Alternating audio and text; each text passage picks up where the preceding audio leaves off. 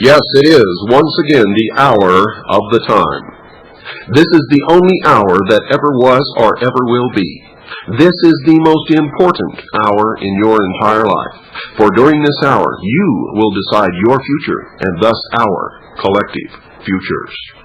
I'm your host, William Cooper, and I've got to start out tonight with a little bit of news that may be discomforting to some and may be cheerful to others. However the news may fall, it falls. We are no longer associated with the Becker Satellite Network. I repeat, we are no longer associated with the Becker Satellite Network. And to make sure that everything comes out all right, folks, I need you to do something for me right away. We have some names who have sent in funds to join the Citizens Agency for Joint Intelligence.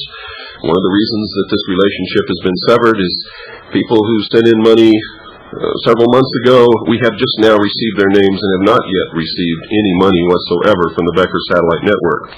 Also, we have received some orders for books, names and addresses with money has been sent to Stan, and those books are on their way to you now. Those names and addresses that we have who have sent in money to join the Citizens Agency for Joint Intelligence, watch your mail. You will be receiving your materials soon. Now, if within a reasonable period of time, say 10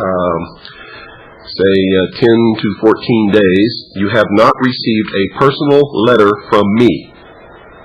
Now, understand, within 14 days, if you sent in money to join the Citizens Agency for Joint Intelligence or sent in money for a book, Behold a Pale Horse, and you have not received a personal letter from me, please make a copy of both sides of your personal check or make a copy of the receipt for your money order that you sent to the Becker Satellite Network and send it to me at this address. Do not send any mail to the Becker Satellite Network. Now, it's important that you carry this out because we want to honor every single one of your memberships and your purchases of a book. Whether or not we ever get the money that you sent doesn't make any difference. As you all know, I stand 100% behind everything that I ever do. So get a pencil and paper and write this down, and I'm going to give you the address several times during this broadcast. Also, I will be giving you the phone number that you can call and talk to Stan personally if you have any other questions about what's happening here. Okay, send the copy of both sides of your check or the copy of your money order to William Cooper, Post Office Box 3299. That's P.O. Box 3299. Camp, C-A-M-P, Verde, spelled V as in Victor, E-R, D as in dog, E. Camp Verde, Arizona, 86322. That's William Cooper, P.O. Box 3299, Camp Verde, Arizona, 86322. Your membership will be honored, and your purchase of my book, Behold a Pale Horse, will be honored, whether or not the differences between the Hour of the Time and the Becker Satellite Network are resolved or not. There were just too many discrepancies, tapes not getting where they were supposed to be going. We were told that tapes were sent and found out that they weren't sent. We knew that people were sending in money in requests for membership and to purchase the book, and we were not receiving the lists. And several other things, but that is strictly between the Hour of the Time and the Becker Satellite Network, and it could be due to extraordinary circumstances at the Becker Satellite Network. We are not making any judgments about anybody there.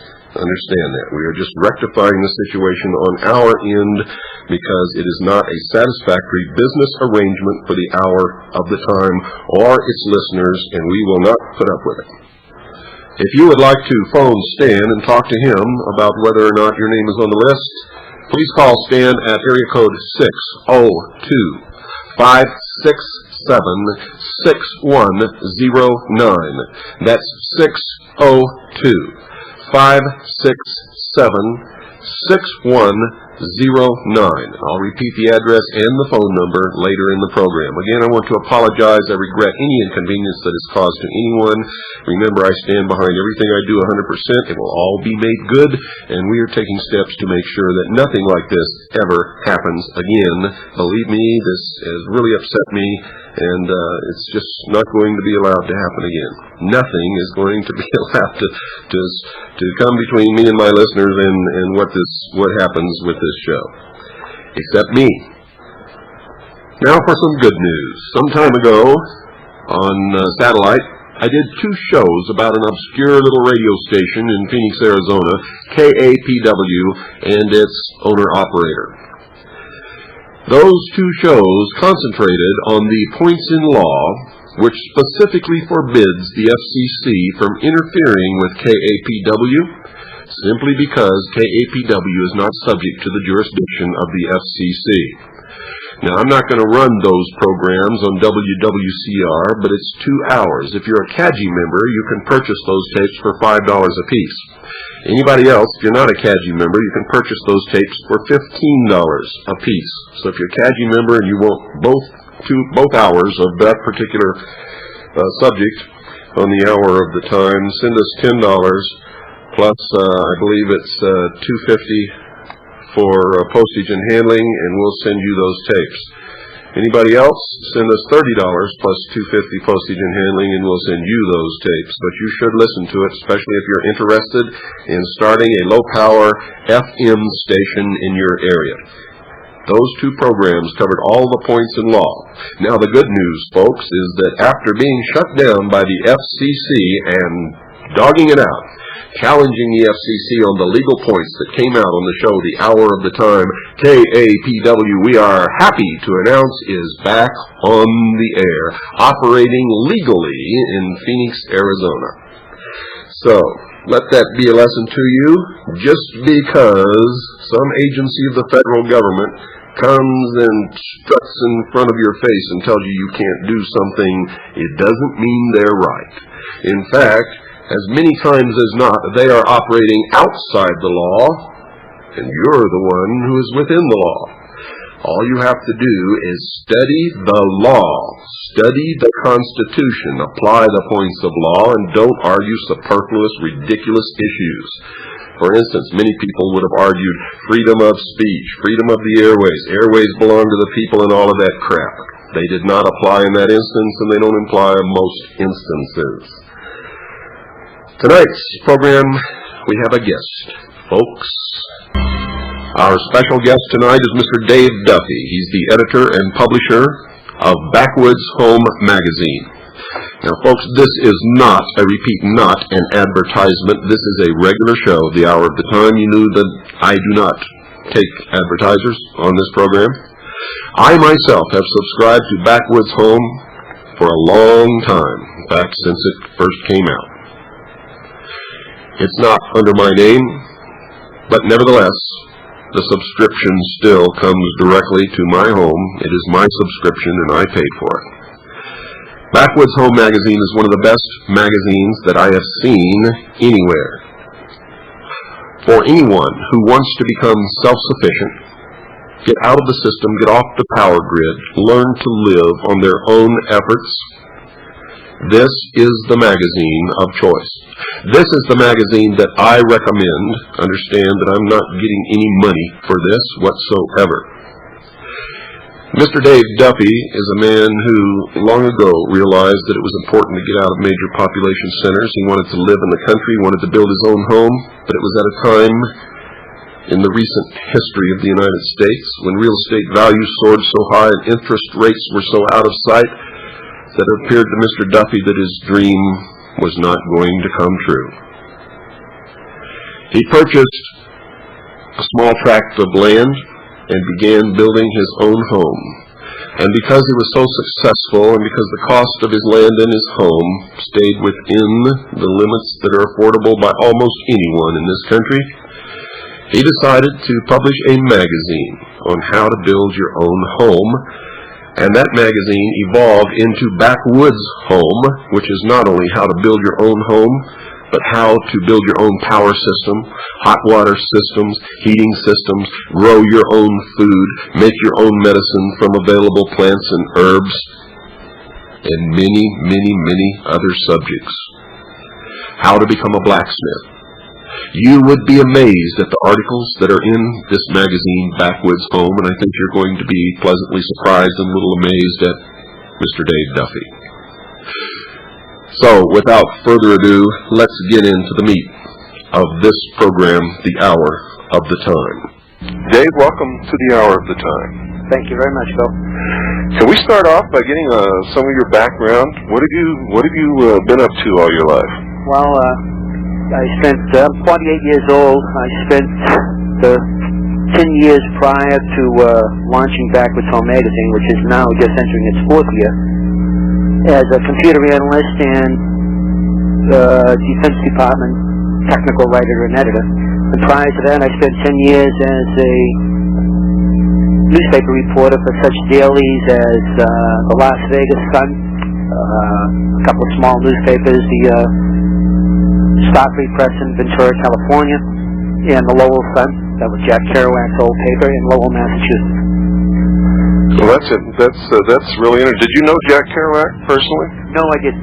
He was older than I was. He had left the paper years before I joined the staff. I got out of the Army, and my last commander, Colonel DeSmet, got me my first newspaper job at the Lowell Sun. That's when I learned that was Kerouac's paper, and he was revered there. He was revered in a lot of places. Dave, what did you do in the Army? I was a military journalist. I joined during the Vietnam era in 1966. I joined rather than be drafted and have to serve as a grunt and maybe get shot. I figured if I could join and get an education, and then if I got shot, at least I'd get something out of it. So they sent me to the whiz-bang 10-week journalism course in Fort Benjamin Harrison, Indiana, which they are about to close down. That's one of those military bases getting the axe. And from that, I launched my journalism career. I never took a journalism course in my life formally other than that. And when they say the Army is a good place to start, I'm not a big fan of the military per se, but it was a great place to start for me. I was 22 in 10 weeks. They gave me the beginnings of being a journalist, and I spent 3 years as a photojournalist in the Army, mainly in Europe, in Germany, and the United States. And I come out, I knew my stuff. Well, that's great. Great experience. So you didn't just retire and decide to start this magazine. You'd had quite a few years of journalism behind you. Yes, I have a very strong writing background. Most magazines are started, from what I can figure out, by businessmen, in particular advertising people. I have a limited business experience, except for working for the Defense Department in a technical editing capacity. I come from a pretty strong writing background, the credentials that are not supposed to make a magazine work. But I think it has benefited me because I could pay attention to the writer and not the advertisers. I make a lot of mistakes dealing with advertisers. But I have a good loyalty among my writers. I used to be a freelance writer on the side most of my life, ever since I left the Army when I was 25, so 35, 45, 23 years ago. And I can remember getting checks for my freelance work by secretaries who didn't know my name. I'd never meet the publisher, never meet the editor, or if I did, I'd meet a low-ranking editor. I treat the writers, and there's a little over 100, might be 125 by now, who work part-time, on freelance basis for the magazine, with a lot of courtesy. When they get their check, they get a personal note from me, often a telephone call, and a thank you for doing the research, because I'm fairly demanding as an editor also. I just don't want an article. I want an article from somebody who's knowledgeable in the area, and if it doesn't cover the points I think have to be covered, it goes back.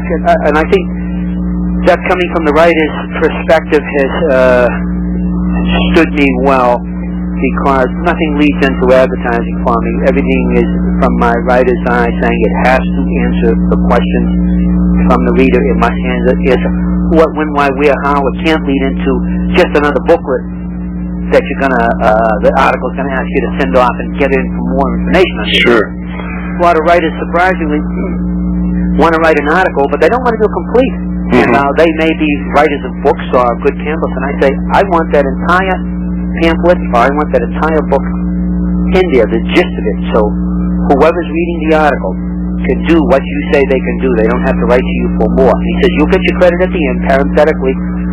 Very often with the writer, especially if they have a book out, I'll give you a name, address, and telephone number. But he says, so, they'll contact you, a lot of the readers will, but I want a complete article so people can do what you were talking about from your article.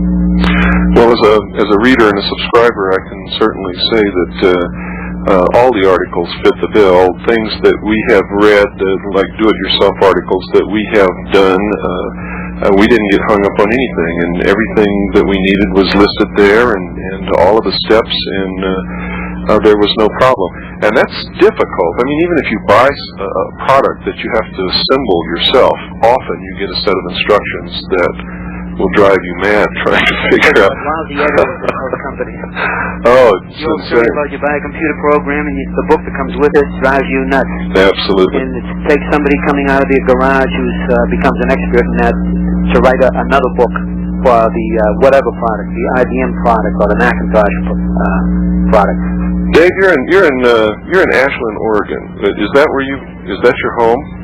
Yes, the magazine actually started off in Ventura, California, about 700 miles south of here.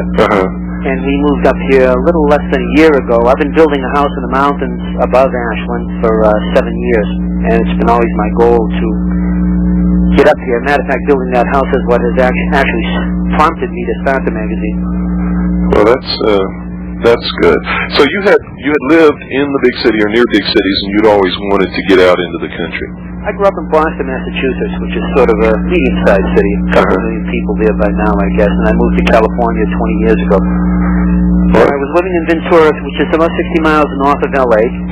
So now experiencing a lot of increased growth, increased smog, and everything that goes with the increase in population. More crime, more burglaries, more government code, if you want to do anything. Just the week before I left, they towed my trailer that was parked in front of my house, a 26-foot long Comfort, because it's been parked there more than 10 days. You always get more of that when these rural areas or semi-rural areas become very city-sized. 20 years ago, when I moved to Ventura from Boston, it was quite nice. Matter of fact, I went in there and I said, I didn't actually move from Boston. I went from Boston to Las Vegas and then to Ventura. And I said, boy, what kind of a hick town is this? Turned out to turn into a big city after a while. Yeah, I was going to ask you, Dave, what prompted you to choose this type of magazine over any other type? But I guess you've answered it. You said building your home. Well, let me elaborate on that just a bit, Bill. About, I guess it's about 9 years ago now, I got divorced while living in Ventura. And I had owned a beach house, 11 houses back from the beach. For most of the time I was living in California, which is, at that time now it would have been about 11 years. And through the divorce, I lost the house. We just had to sell it. Neither could afford to buy each other out.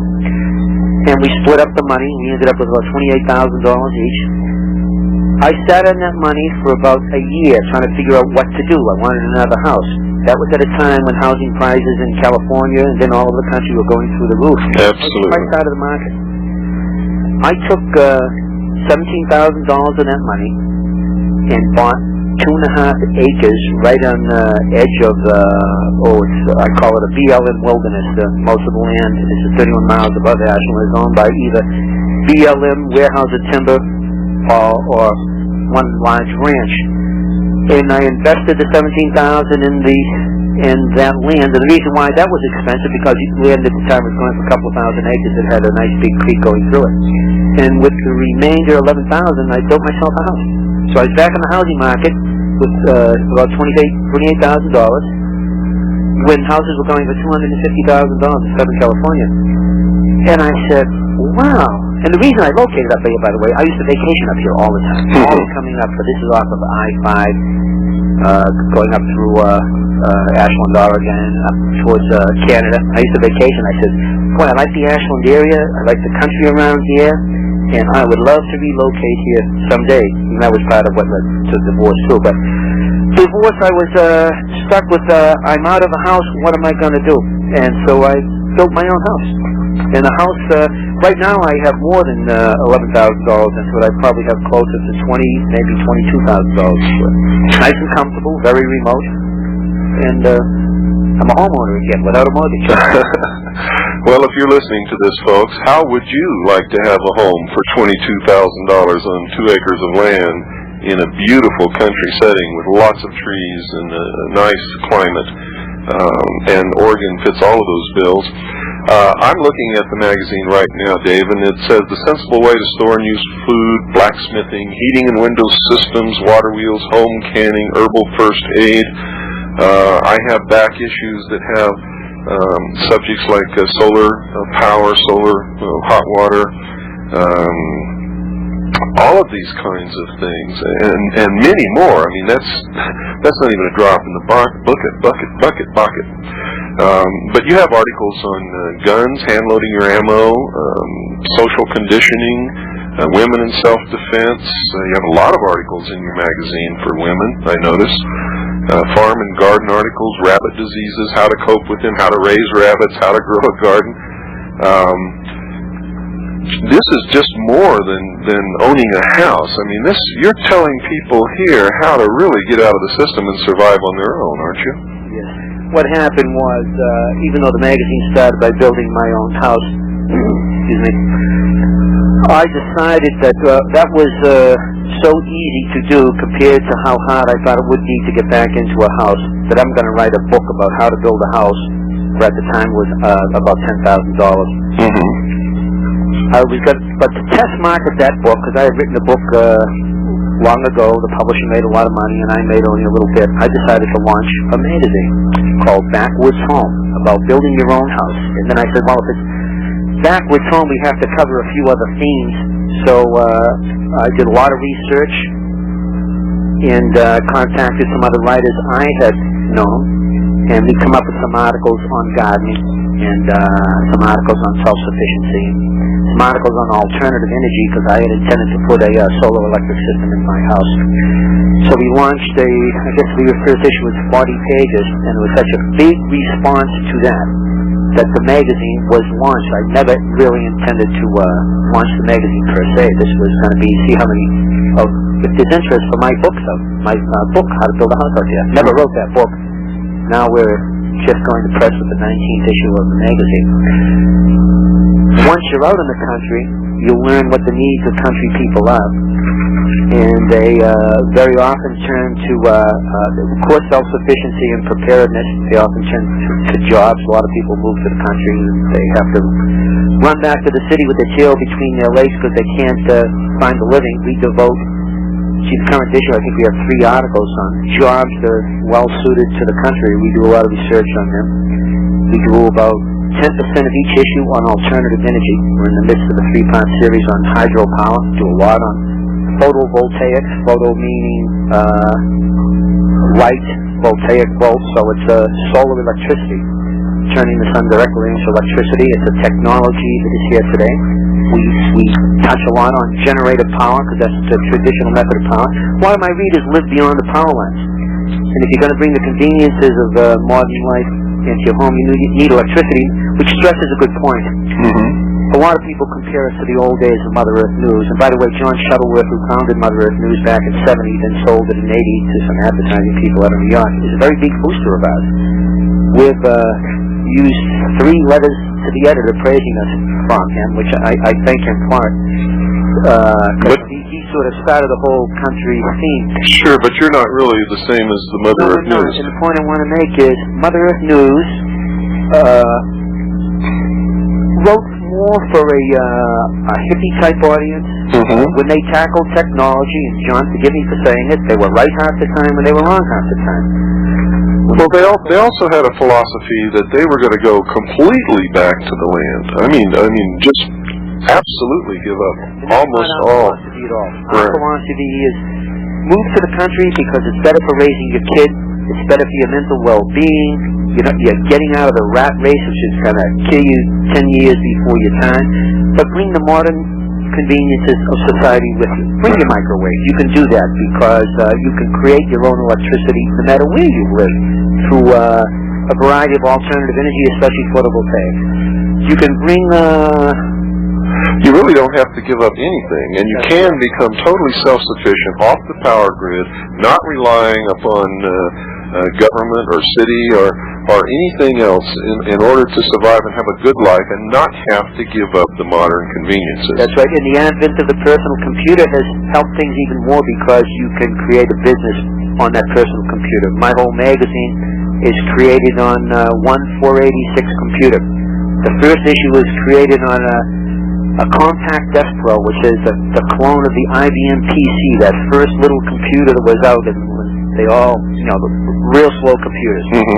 Worked fine. Took a little bit longer. Now I have a faster machine, but the entire thing is done on that, with the exception of the art. Good art, like the quality, the artist drawings we have on our cover, done by my artist Don Childers. And you just, any art you have, any photos, the computer creates the page. You paste your photos down in the form of a half tone. It's just an $8 process per picture that goes through an art studio. But you can create so many jobs, a lot of mail, a lot of businesses for yourself on the computer. And part of the theme of the magazine too is all these people who go to the country, try to live their own life. They're good for the country. 75% of the jobs, new jobs in this country, are created by small businesses. They're not created by government, not created by the big IBMs of the world or any place like that. They're created by small businesses. These people who choose to leave the rat race, get away from a job they hate, and that they're probably living up to half their productivity from, they get into the country. They have to make a living. They work their butt off. A lot of these small business entrepreneurs living in the backwoods, they're working 12, 13, 14 hours a day. They're good for the country. They create 1 or 2 jobs for people to help them with their business. And they're not only good for the country, it's great for themselves, I tell you. Certainly. Sure. Well, that's what I do. I live out in the country. I'm not anywhere near a city, and we're self-supporting and self-sufficient. And we make, we don't look around for someone to give us anything, or for someone to give us a job, or we have to go to somebody else to earn our way. I've always been a great believer that all of us have been given something that is just incredible. It's called a brain, and if we just use it, we don't need anybody else. And it's so wonderful to be able to be not under somebody else's thumb, to make your own decisions, to decide what you're going to do today and how much you're going to do and what your income is going to be, and do something that you really like to do. Well, folks, it's time to take a little break. You're listening to the Hour of the Time. I'm your host, William Cooper, with our special guest, Mr. Dave Duffy, editor and publisher of Backwoods Home magazine. Stay tuned. We'll be right back. Show, and you know that I don't sell advertising. I invited Dave Duffy on this show because I think Backwoods Home magazine is probably one of the best magazines that anyone in this world could ever subscribe to. And we're going to get into some other things too. We were just talking about what's good for the country, and one of the things that I really like about Dave Duffy and Backwoods Home magazine are his editorials, and his articles are not always about how to build a home or how to become self-sufficient or how to can food. In this last issue, there's an interview. Folks, if you'd like to see this program stay on the air, and if you would like to help save the Constitution, this country, and thus freedom for the world, you need to join the Citizens Agency for Joint Intelligence, CAJI. It's our own private intelligence organization. With your membership, you get a certificate and an ID card which entitles you to substantial discounts to attend my lectures and workshops as I travel around this great country of ours. You'll also get the CAJI newsletter, which is normally $35 for 12 issues by itself. You'll also have access to our computer bulletin board database system, which is normally $30 per quarter or $80 per year. All of this, folks, and much, much more. Our CAJI members get full press credentials as representatives of the intelligence gathering process of the Hour of the Time. Press credentials. Legitimate full press credentials. All of this, folks, and much, much more. Our members can purchase tapes of this radio broadcast for only $5 per tape. $5 plus postage and handling. Anybody else who's not a member, it's $15 per tape. Our videotapes that we produce, $30 for CAGI members, plus postage and handling, $45 plus postage and handling for anybody else. Doesn't matter who you are. From time to time, we will have other special offers for our CAGI members only. No one else gets these special rates, these discounts, and no one else will have access to some of the other things that we're going to offer CAGI members at all. In other words, they won't even be entitled to them no matter how much money they have. From time to time, we set out on expeditions to attempt to investigate and substantiate or disprove certain phenomena that happen in this country. We also plan to have a convention once a year where only CAGI members will be allowed to come. We'll have special speakers, we'll socialize, we'll get to know each other, and disseminate information on a large scale. Believe me, folks, it's the best money that you've ever spent if you're interested in saving this country, freedom, saving the Constitution. If you're interested in learning, if you want to find out hidden information that you can't get anywhere else, you'll always get it on this broadcast. You also need to read my book, Behold a Pale Horse. It's 500 pages of the most suppressed information ever published in the history of the world in one book. 500 pages of the most well-documented suppressed information ever published in the history of the world. And I've been told that by experts, folks who know, with a very extensive and thick appendix.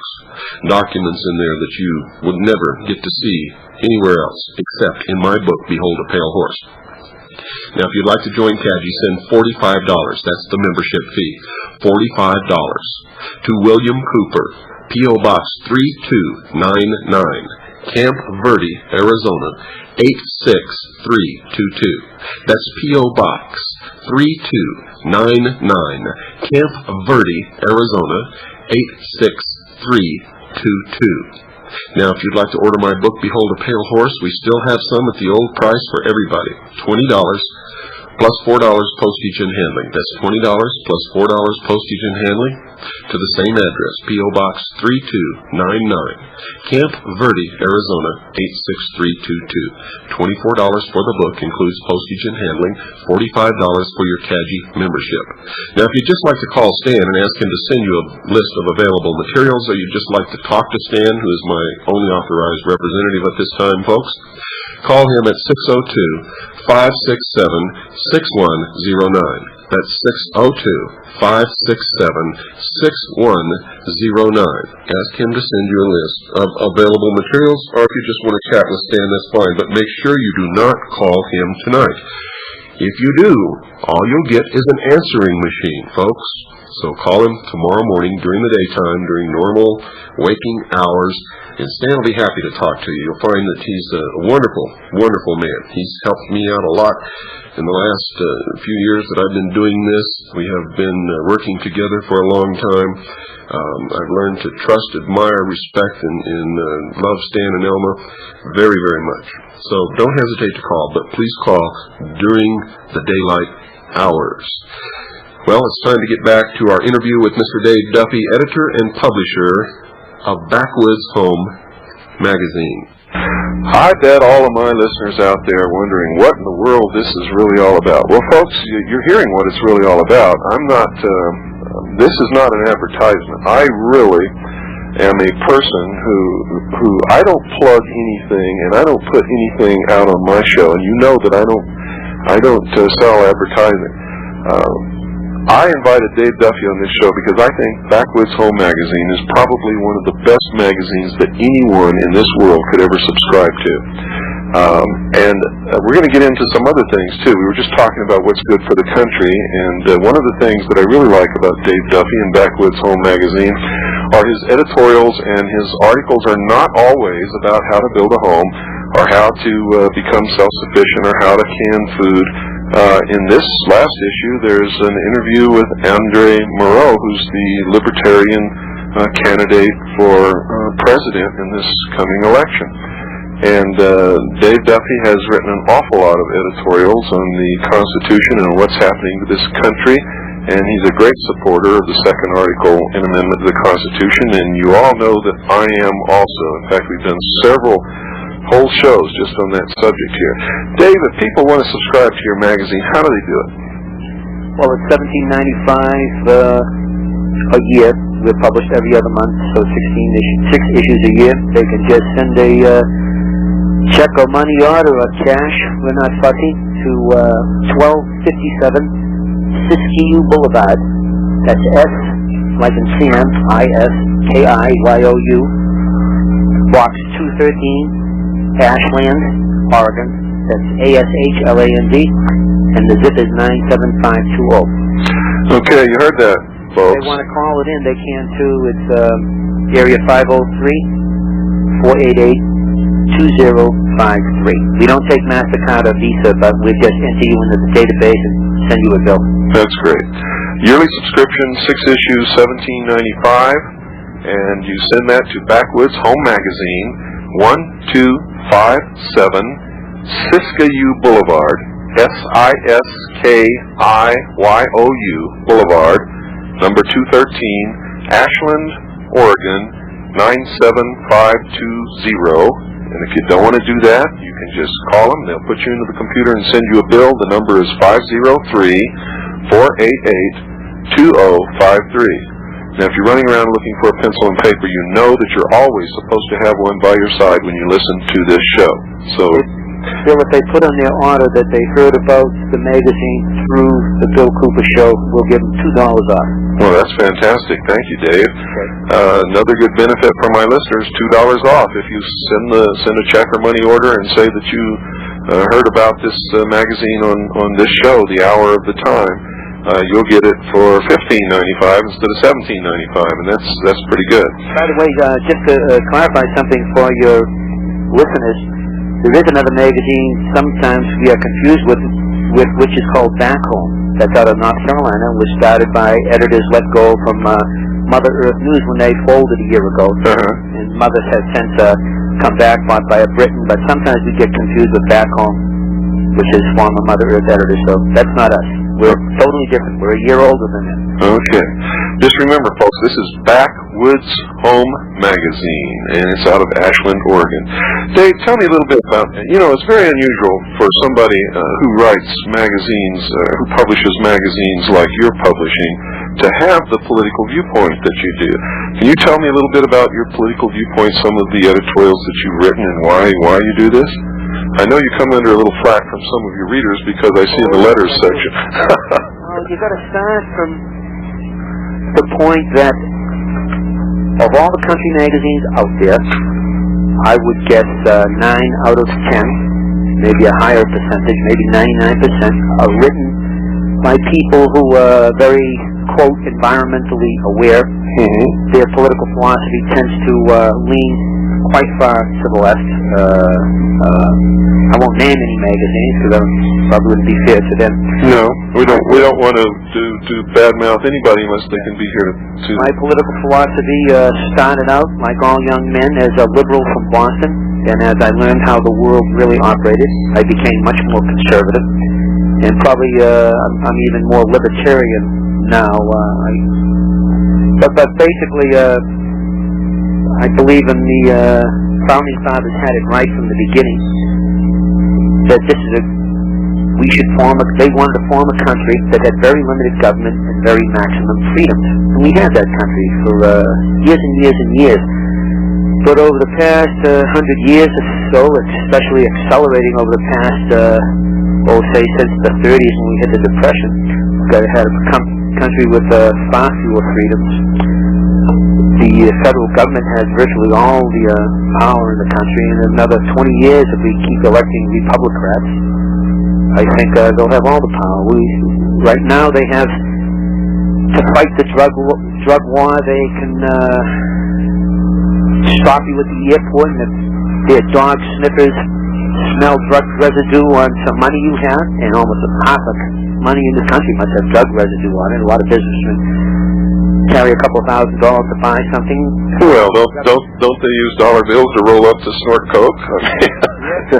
Of course. The government can confiscate that money without due process. It's up to you to get it back. There's so much federal government intrusion and local government intrusion into our private lives. It makes the country totally unlike what the country used to be. Even 50 years ago.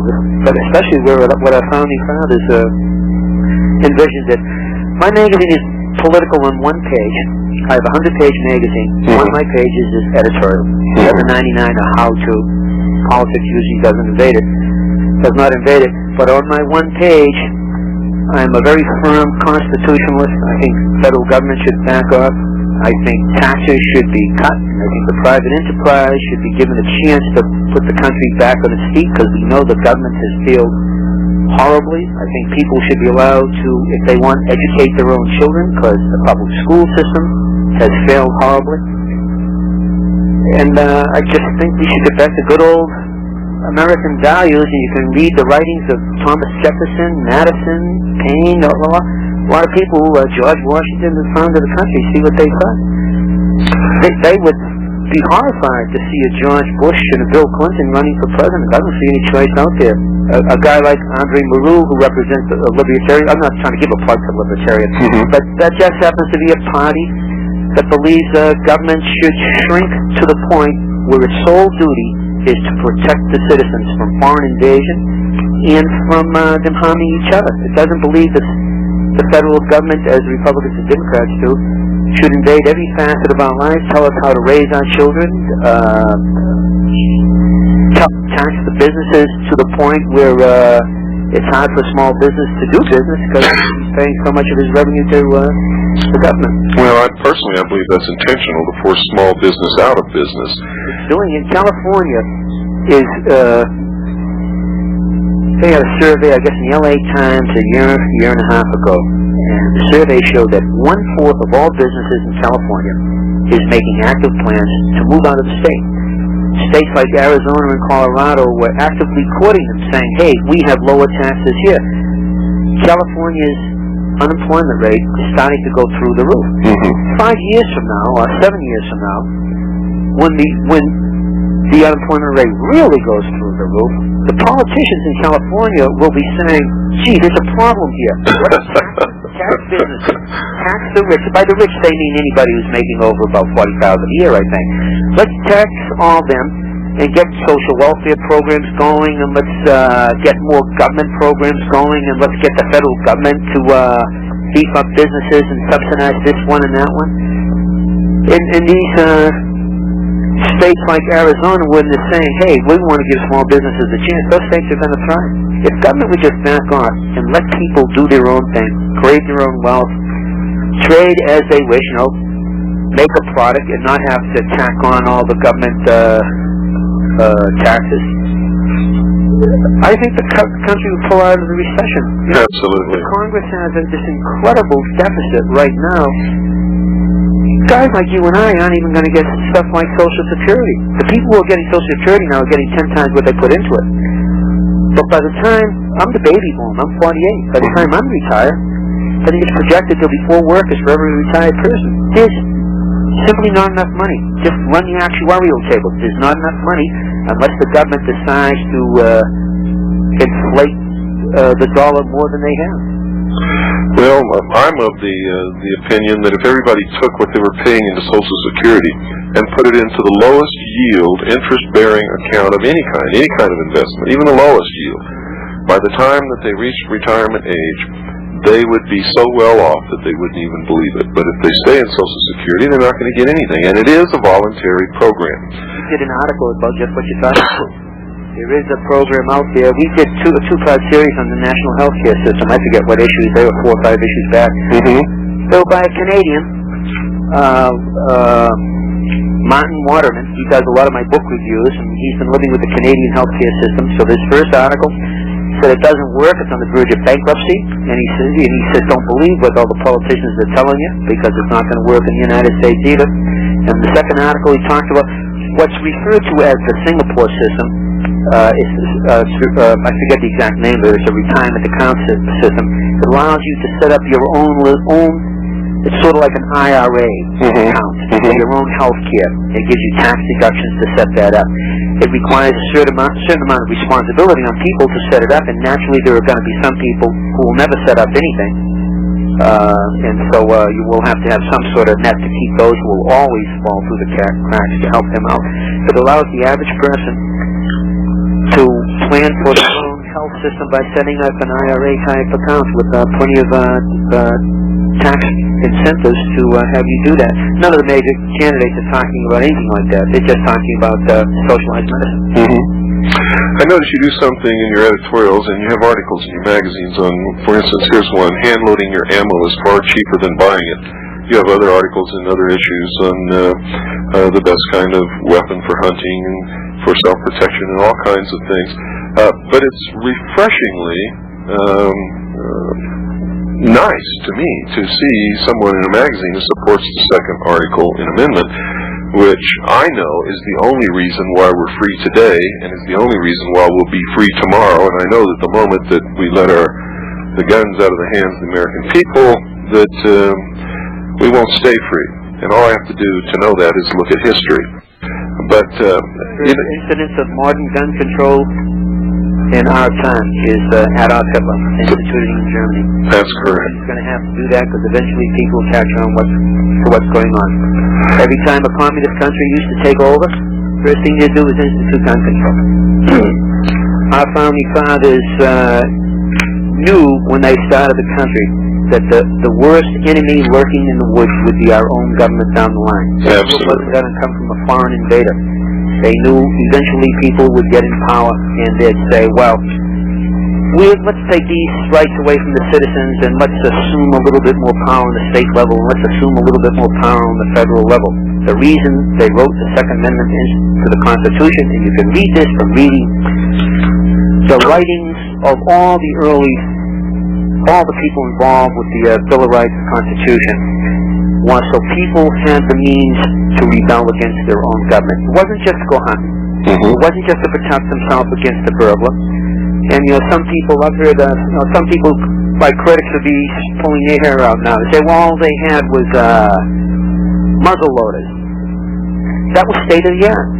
Their idea was the people need to be armed with state-of-the-art weaponry in order to keep their government honest. That's correct.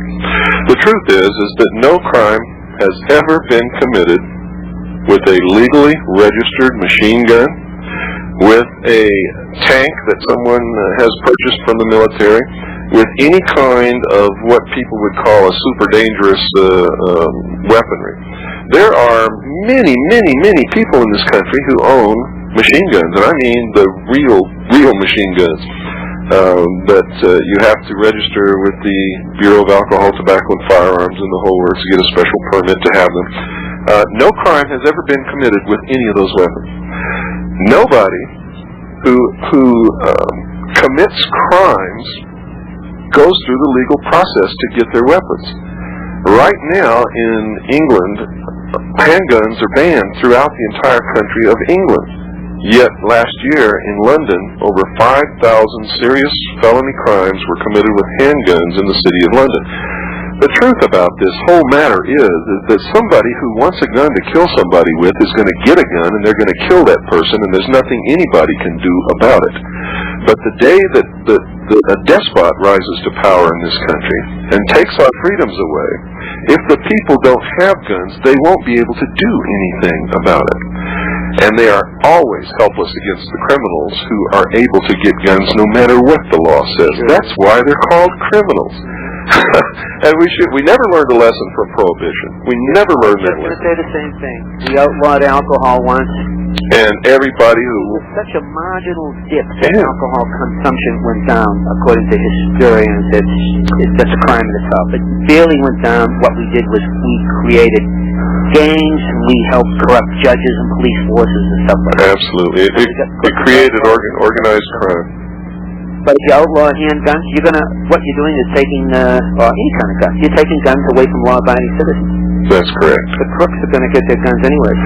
That's correct. And I believe that the people who have the biggest vested interest in taking the guns away from the American people are the socialists who would like to see us become a socialist totalitarian state. Khrushchev said it. He said, we don't have to invade you. We don't have to bomb you. You will be destroyed from within. Now it's kind of interesting now that the demise, so-called demise of the Soviet Union has taken place, and they're all running towards democracy. It's like we're just past them, heading in the opposite way. Well, it's strange. That's absolutely true, because nobody in this country who is a socialist or a communist has learned that lesson. They're still trying to propel us into socialism when every experiment in socialism and communism has failed. Not only failed, but failed absolutely miserably. It's failed so bad.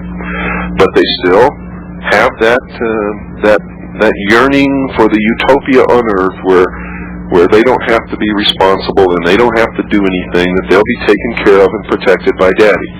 They're little children, Dave. I really believe that in my heart, that they're children who have gone out, left home, looked at the world, and have become so afraid that they have to build a huge, tremendous socialist bureaucracy to protect them from the world. And since they don't believe in God, this is all they have, so they've got to cling to it, no matter what. There's nothing else. There's nothing after. You know, unfortunately, my magazine takes a fairly strong stand on the environment, that we should take care of it. Even we recognize that a lot of the people who would like to put socialism into every aspect of this country are heavily involved in the environmental movement. Well, a lot of times they use the environmental issues as a means of giving control to the government over things that the government has no business controlling. Right. They're ruining the environmental movement, and they're going to cause a backlash that's going to hurt the environment worse than ever. They want to set aside large tracts of land so the government can management to protect things like the spotted owl. If history shows anything, it shows land managed by the government suffers environmentally. Land privately owned, even privately owned by logging companies benefit because they have an economic stake in making sure that land isn't screwed up. Yet people talk about clear cutting. I've got areas around my area, heavy growth areas around my home up in the mountains up above Ashland, which have been clear cut and replanted, and the trees are now standing about 10 to 12 feet tall. They're going to produce timber later. Anybody with an economic stake, that is, that has private ownership of land, is going to take care of it. The government has no economic stake in these large tracts of land that a lot of the socialists want them to take over. And a good lesson is just yesterday, some ministry in the Russian government produced a report that said Russia is on the verge of a cataclysm environmentally. Yes. The rivers are screwed up. Two out of three, or I think it's 2 out of 3 or 3 out of 4 Russians who live in cities are living in air quality that is 10 times worse than the acceptable limits in this country. This is what socialism has done. The government has run the Soviet Union for 20 years, and this is what has resulted. And they ran Poland, the Volga River. They tried to dredge about a 100-yard stretch of that about 2 years ago. It dug up so much poisons in the sediments that thousands of dead fish washed downstream. Well, If you have the government run anything, no matter how good their intentions, they're going to screw it up. They always have in the past, and they always will. If you have private people run it, you're going to have your people in there that they don't give a damn, and they're going to rape the land and stuff. But mostly, you're going to have people who have an interest in their own land, and they're going to take care of it. You're listening to The Hour of the Time. My name is William Cooper, and my guest is Dave Duffy, the publisher and editor of Backwoods Home magazine. You can order Backwoods Home magazine. In fact, if you send a check or money order with $15.95 and mention that you heard about this magazine on this show, you'll get it for $15.95 instead of $17.95. The address to send to is Backwoods Home magazine, 1257 Siskiyou Boulevard, Siskiyou Boulevard, number 213, Ashland, Oregon, 97520. Or you can call and tell Mr. Duffy that you heard this on the air, on the Hour of the Time, and they'll put you in the computer, get your subscription started, and they'll bill you. The number is 503-488-2053. That's 503-488-2053.